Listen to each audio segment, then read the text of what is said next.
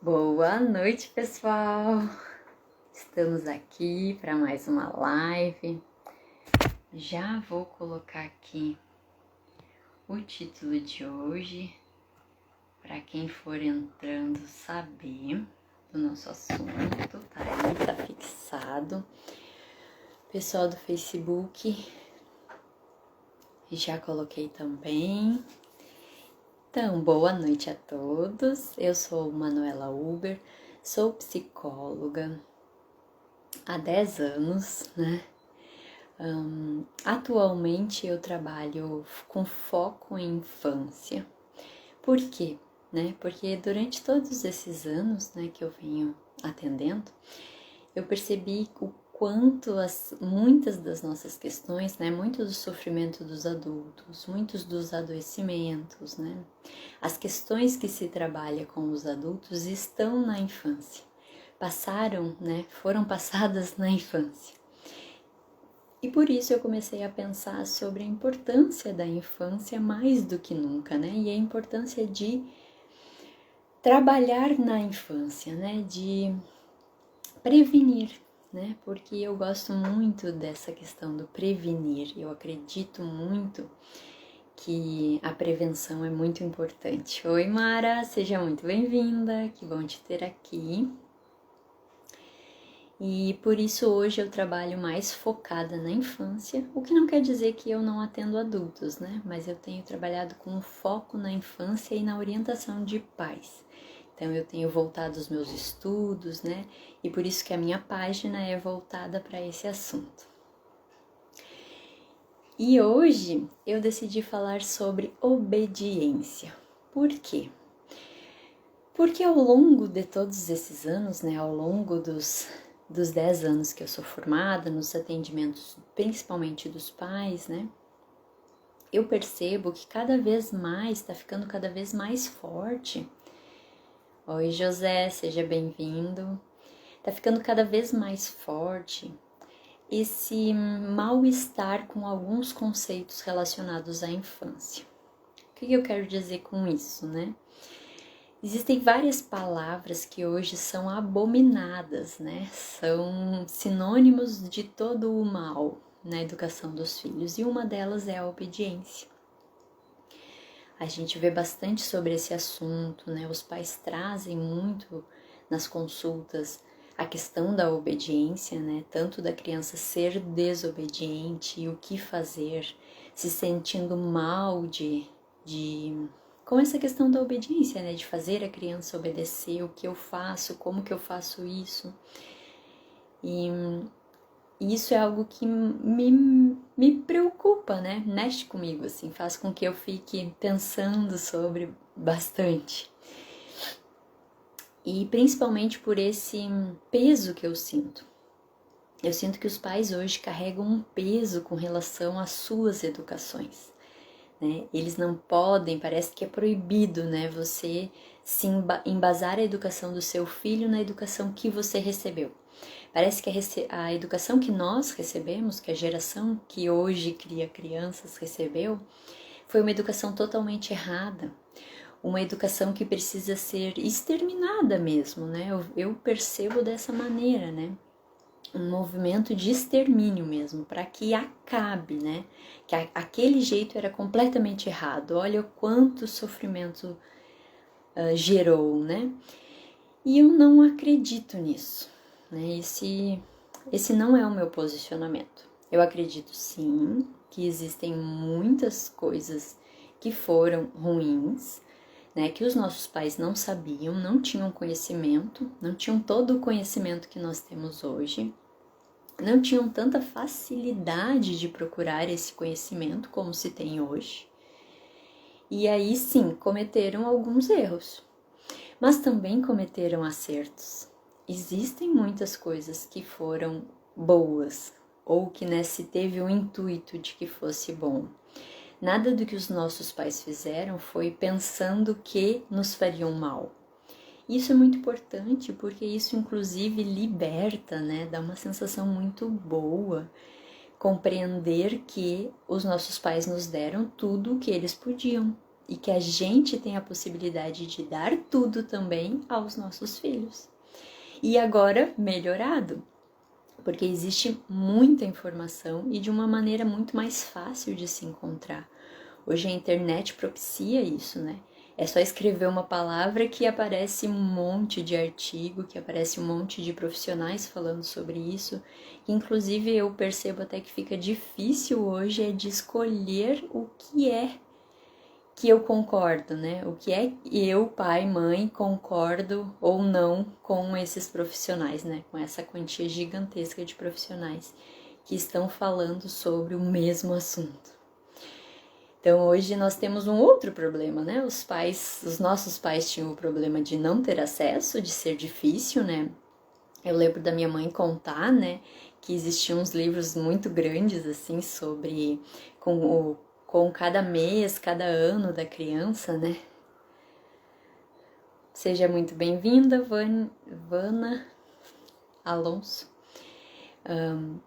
A minha mãe conta, né, que existia um livro que foi bem difícil para ela na época comprar, né, mas que ele tinha cada mês da criança, né, um passo a passo, assim, de como se desenvolvia o seu bebê. E era como se fosse a Bíblia dos filhos, né?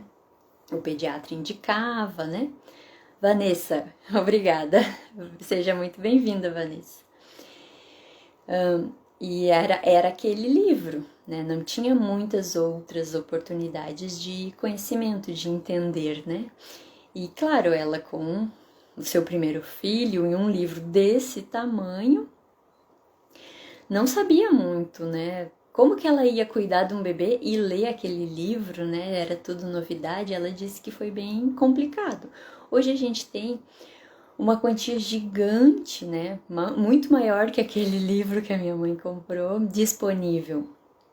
E isso às vezes gera um outro problema, que é ter informação demais e muitas vezes contraditórias, né? Existem profissionais falando de um ponto, existem profissionais falando de outro, existem linhas, né, de educação dos filhos que são mais rígidas, né, que acreditam piamente, né, em algumas questões. Tem outros profissionais que não, que são mais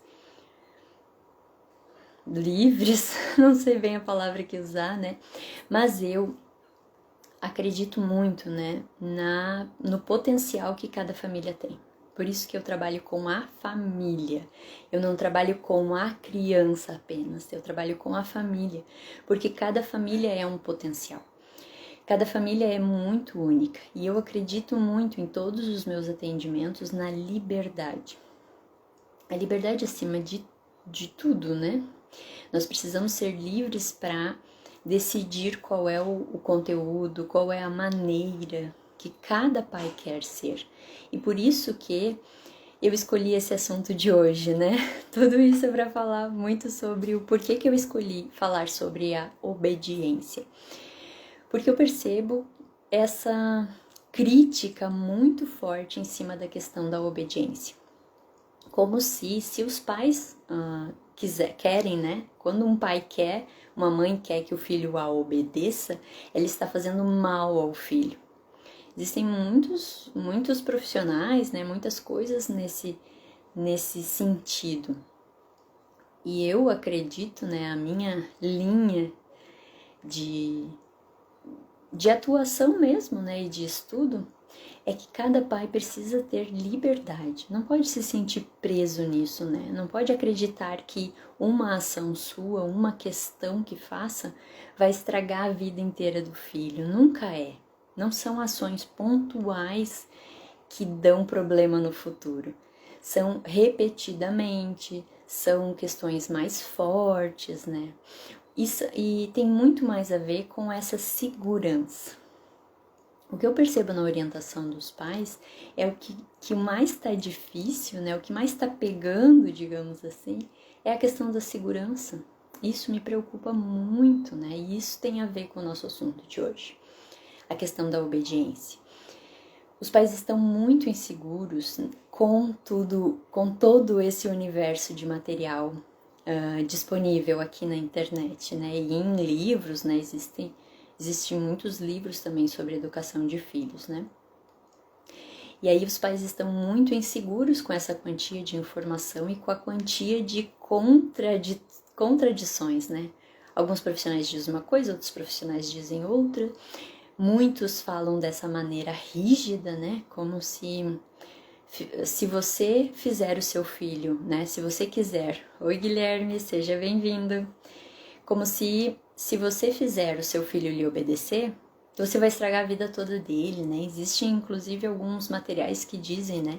Que quando você quer que o seu filho lhe obedeça, ele vai ser um adulto submisso, que ele não vai ter capacidade de escolher o que ele quer, né, de dizer. E eu vejo muito, né, essa questão no consultório de pessoas que têm muita dificuldade, mas tem a ver com essa rigidez, né? Eu quero que vocês guardem muito essa palavra hoje, assim. Tem mais relação com a rigidez. Quando nós pegamos os conceitos, quando nós pensamos na obediência como algo rígido, como algo, né? A criança tem que obedecer sem questionar, né? É aquele famoso eu mando, você obedece, né? Você precisa me obedecer porque eu sou o seu pai. Que era algo que acontecia, né? Em muitas famílias, não em todas, não eram em todas. Já existiam pais há muito tempo atrás que entendiam diferente, mas era mais frequente essa obediência cega, né? Eu mando, você obedece, você não pode me questionar, né? Quando a criança falava algo, sempre era visto como questionado, olha aí, ó, né? Talvez até algo que tá em mim, que eu aprendi dessa maneira. Sim, os meus pais tinham um pouco essa questão, né, da obediência. Eu obedeço, eu sei o que é certo, e em muitos momentos sabiam mesmo. Mas isso não quer dizer que a criança não pode dizer o que ela pensa. E quando a obediência é colocada dessa maneira na criação do filho, sim, realmente ela pode ter esses efeitos maléficos, né? Pode ter esses efeitos ruins. Eu já atendi muitos adultos que têm muita dificuldade de dizer não, de dizer que não gostou, de quando alguém pede ajuda, né? E a pessoa não pode, ela não consegue dizer que ela não pode ajudar, que ela não tem condições. Ela se sente mal. Aí a Vanessa tá contando, né? Eu acho muito importante quando vocês falam, isso ajuda bastante. Que no outro dia, numa reunião da escola do meu filho, eu vi um professor exatamente isso. Eles falam que estão sempre a opinar, e eu já disse, eu mando porque eu sou professor, muito... essa postura, né? Eu mando porque eu sou professor, eu mando porque eu sou autoridade. E esse é um outro ponto que eu já falei um pouco aqui na página também, né? Nós vemos autoridade como autoritarismo. Isso que o professor fez foi autoritarismo. Isso é desse lugar da obediência cega, né? Você precisa me obedecer porque eu sou autoridade, porque eu mando aqui. E aí isso não é, muito menos dentro de uma escola, né? Isso não é produtivo. É claro que a gente precisa ensinar as crianças a ouvir, mas a gente ensina a ouvir ouvindo. Então, uma criança precisa ser ouvida para saber ouvir, né? E nós precisamos aprender também que quando uma criança fala, ela está opinando, assim como um outro adulto. Quando um outro adulto fala algo para nós, a gente entende como opinião, né? E quando a criança fala, não. Tá me contrariando, tá desmerecendo o que eu falei, né? Alguns adultos têm dificuldade também como adultos, né? Mas essa educação assim, como esse professor talvez foi educado e aprendeu, né, que deve ser, e tá com dificuldades de fazer diferente, né? Essa educação pode resultar realmente em adultos que têm dificuldade de expressar a sua opinião, porque acreditam que vão desrespeitar o outro, que é o que esse professor está sentindo, né? Quando a criança fala, ele se sente desrespeitado. E talvez, provavelmente, porque ele aprendeu dessa maneira. que quando é questionado é uma questão de desrespeito. Que legal, você tá me ouvindo de Portugal. Obrigada.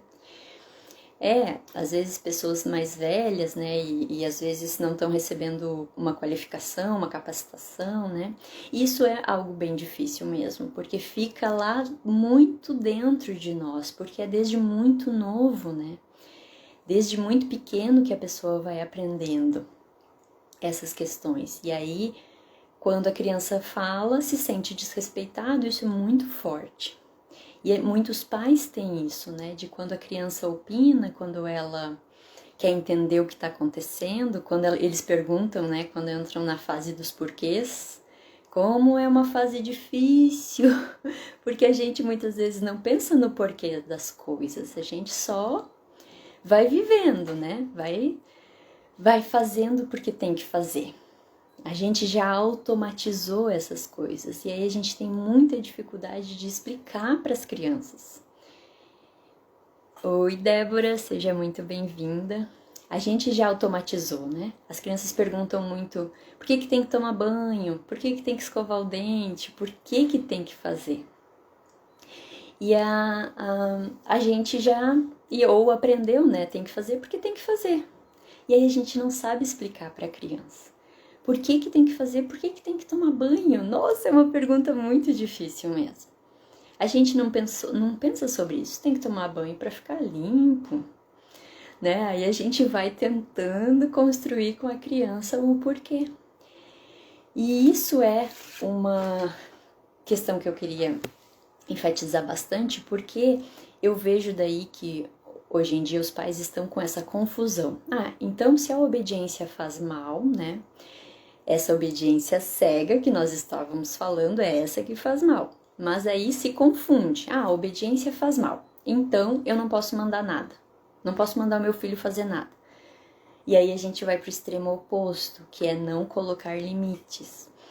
E nós vivemos em sociedade. E para uma boa convivência, inclusive em família, nós precisamos de limite.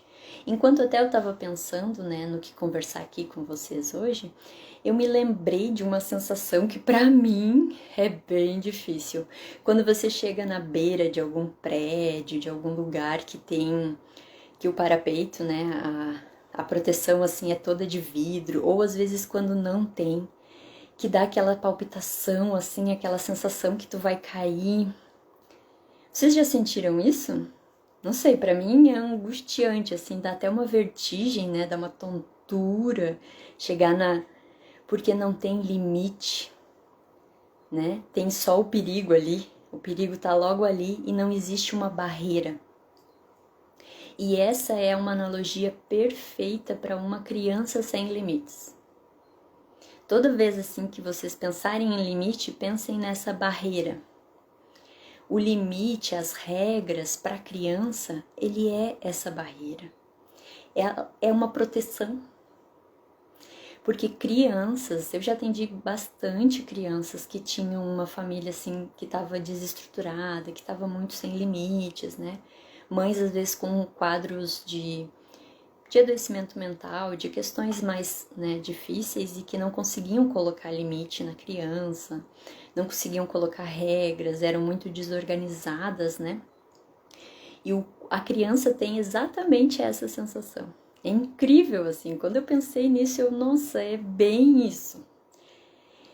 Ela tem essa sensação como se ela estivesse desprotegida, como se a qualquer momento pudesse acontecer algo ruim. Quando se atende uma criança sem limites, é muito isso. A gente pensa assim que é uma criança livre, é uma criança que está vivendo bem.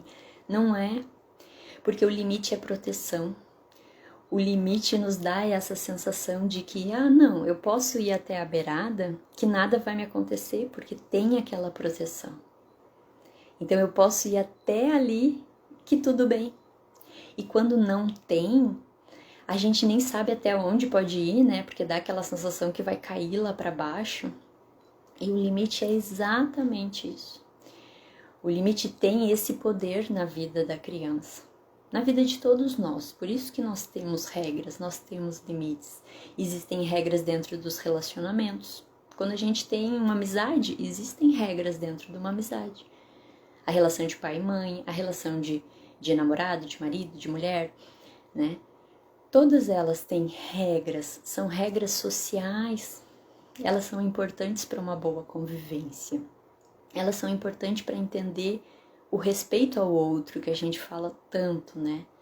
De saber respeitar o outro tem a ver com limite, tem a ver com regras. E a questão da obediência, ela tem a ver com isso. A criança precisa obedecer, mas não de maneira cega, sem poder questionar. Esse que é o fundamental. E por isso que hoje se usa a palavra cooperação. Porque a palavra obediência ficou tão mal vista, né? Ficou tão endemonizada, assim, né? Parece a pior palavra do mundo, né? Que se usa a palavra cooperação, que nada mais é do que fazer a criança compreender o que você está... Nanessa, seja muito bem-vinda. Essas pessoas que mudam o nome é um pouquinho difícil de eu saber, mas eu adoro a presença de vocês. Me perdi um pouquinho, mas essa questão da obediência é importante também para isso, né? Mas a cooperação é uma obediência consciente, né? É uma obediência correta, uma obediência melhor, podemos dizer assim. Nani, prazer, seja bem-vinda. A cooperação é você fazer a criança entender o porquê que ela precisa fazer aquilo que você está dizendo. É isso. Não quer dizer que você não pode mandar o seu filho, que você não pode ter regras em casa. Longe disso. Mas quer dizer que é preciso que a criança compreenda, para que ela faça porque ela sabe que precisa fazer. Isso é muito importante. Isso é importante lá para aquelas questões que a gente falou de saber opinar, de saber dizer o que está sentindo, de não ser uma pessoa submissa, como a obediência cega pode fazer acontecer. Porque a criança vai dizer, ai, gosto, não gosto. Por exemplo, essa questão do banho que a gente estava falando, né? Ah, agora é a hora do banho. Ah, mas eu não quero tomar banho, eu quero continuar brincando. Ela pode dizer isso, porque muitas vezes a gente também não quer sair de algo que a gente gosta, porque tem que ir tomar banho, porque tem que ir trabalhar, por exemplo, né?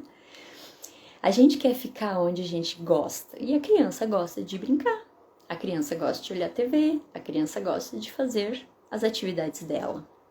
Né? Principalmente quando ela está imersa naquilo, quando ela está ali, né, naquela brincadeira, ela não vai querer sair para tomar banho. Isso quer dizer que então eu vou deixar ela brincar? Não. Quer dizer que eu posso combinar com ela, então você vai ficar mais um pouco brincando e daqui a pouco daí tem que ir, né? Porque tá na hora, a gente tem que comer, né? Daí explicar o porquê. Porque tá na hora de a gente dormir, né? Ou se for o horário que o papai chega, daí todo mundo janta junto, né? Ou é o horário que a mãe chega também, né? É o horário de agora de ficar em família. E aí a gente tem que tomar banho para depois ficar em família. Fazer a criança compreender o porquê. Não que você, então eu vou deixar a criança livre para fazer quando ela quiser. A criança não tem essa dimensão para decidir o que ela quer. E mesmo que ela já seja uma criança grande, que a gente às vezes pensa, né? Ah, já tá na adolescência e ainda tenho que ficar mandando.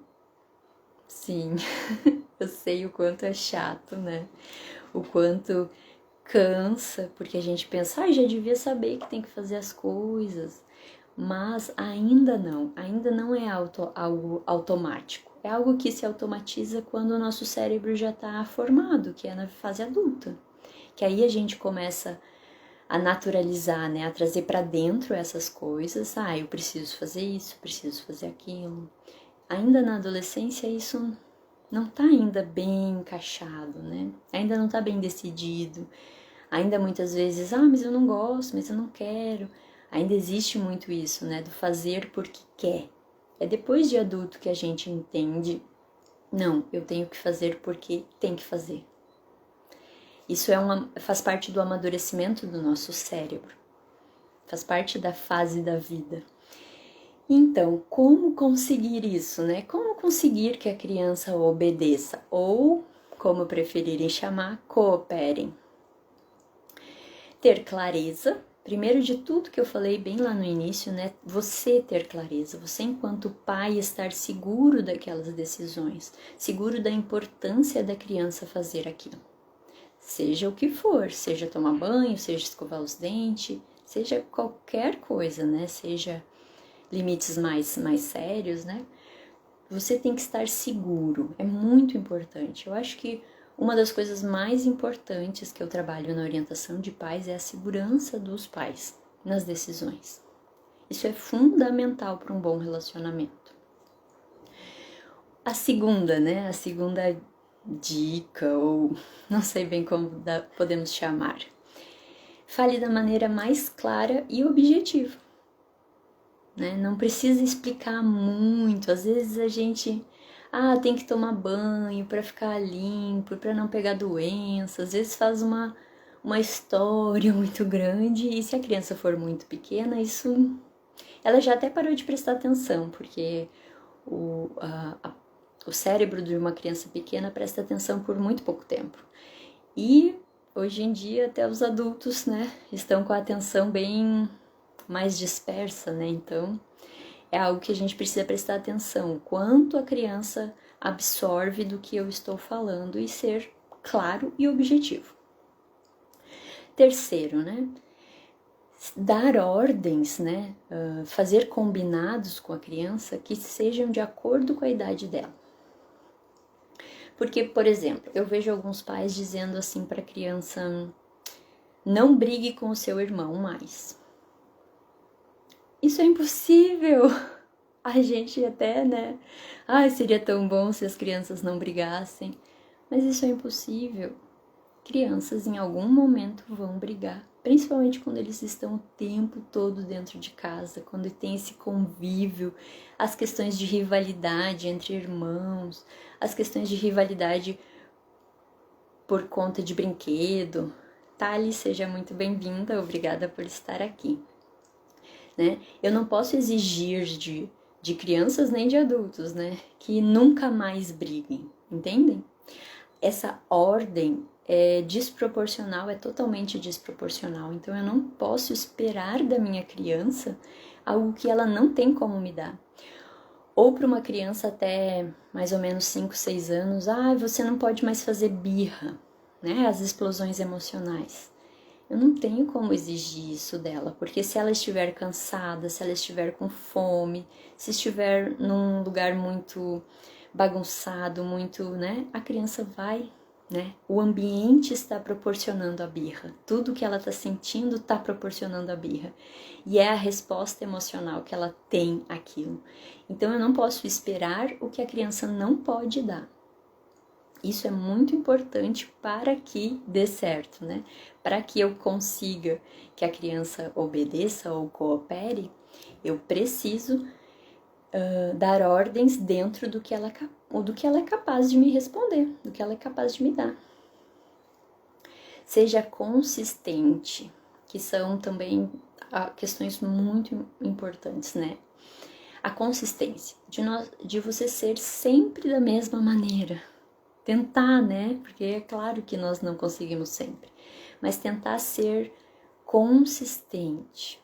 Ser sempre da mesma maneira. Não um dia, um momento de cada vez, né? Hoje eu tô cansada, então eu deixo fazer o que quiser. Amanhã, daí eu tô bem, daí eu quero fazer certo, né? Fazer do jeito que eu acho melhor. Não vai dar certo. Tem que ter consistência, a criança tem que entender que é daquela maneira. E o último das dicas, né? Dê o modelo. É muito difícil a gente esperar algo da criança quando nós não fazemos. Eu vejo bastante, né, adultos sem rotina quererem colocar rotina na criança. Essa rotina do comer, do tomar banho, escovar dente, ela precisa ser também dos pais. A criança precisa ver que os pais têm uma rotina, que estão fazendo aquilo, para que ela faça. E algo muito importante também, tudo eu acho muito importante, né? Mas é a questão do vínculo.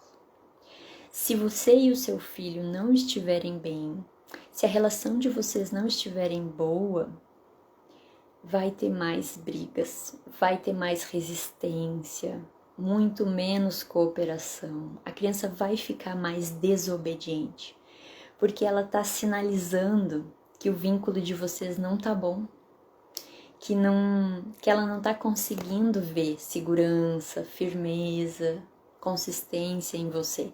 E a criança precisa ver isso para fazer. Para ser uma criança mais cooperativa, para ela fazer o que você está pedindo, o vínculo de vocês precisa estar muito bom, precisa estar consistente.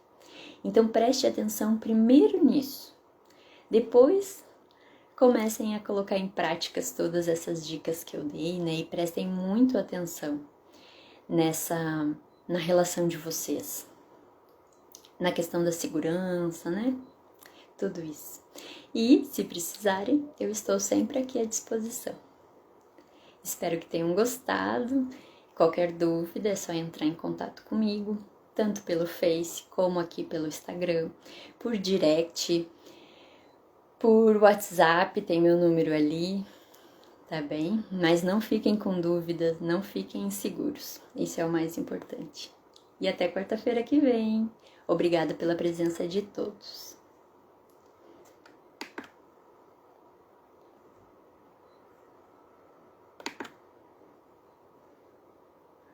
Oi, Bia!